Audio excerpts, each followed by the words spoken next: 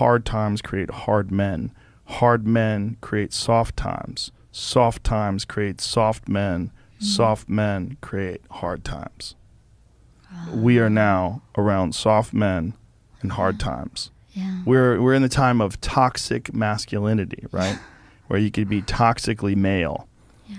And then if you're suppressing masculinity, you're going to bring on hard times. It doesn't mean masculinity doesn't mean you're mean. Yeah. It doesn't mean you're angry. It means strength. Yes. It means discipline. It means the ability, like you need a military. And if you don't think you need a military, you need to go and pay attention to the rest of the world, because there's militaries all over the world that are doing horrific things. If you don't have a military in this country that can combat that and at least act as a deterrent to them doing things, you're going to get taken over. Yeah.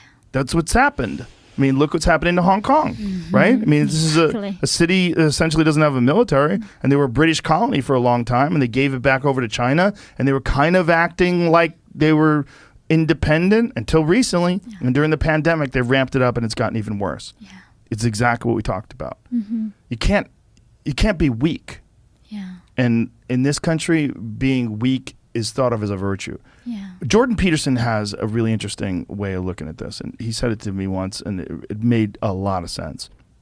He said, people think that you should be weak and you should be docile, and then you should be a pacifist. He goes, no, you should be a monster. He said, you should be a monster, you should be ruthlessly ambitious, and then learn how to control it. And it's that old expression, it's better to be a warrior in a garden than a gardener in a war. Wow. It's an old expression, but it makes sense, because it doesn't mean that you can't be kind if you're strong, but it does mean you can't be strong if you're weak. Yeah. If you're weak, you're fucked. And there's a lot of weak people in this country right now that are trying to take control.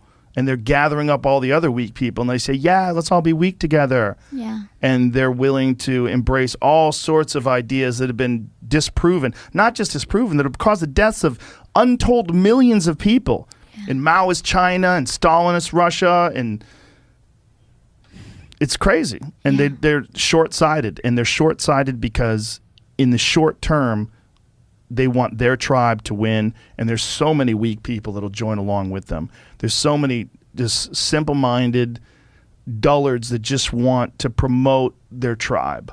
Yeah.